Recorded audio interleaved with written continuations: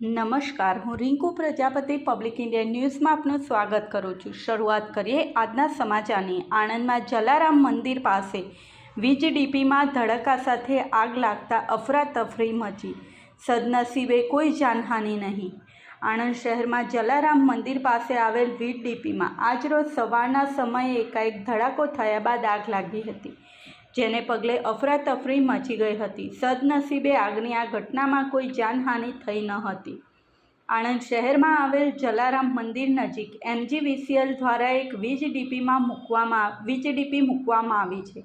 આજરોજ સવારના સમયે આ વીજડીપી અને નજીકના થાંભલા ઇલેક્ટ્રિકના જીવતા વીજ વાયરોમાં એકાએક ધડાકા સાથે આગ ભભૂકી ઉઠી હતી। સતત 1 મિનિટ સુધી ડીપીમાં ધડાકા થતા રહ્યા હતા। ધડાકાનો અવાજ સાંભળી આસપાસના રહીશો ઘરની બહાર દોડી આવ્યા હતા। આગની આ ઘટનાને પગલે અફરાતફરી મચી હતી અને આજુબાજુના રહીશોમાં ભયનો માહોલ છવાઈ જવા પામ્યો હતો।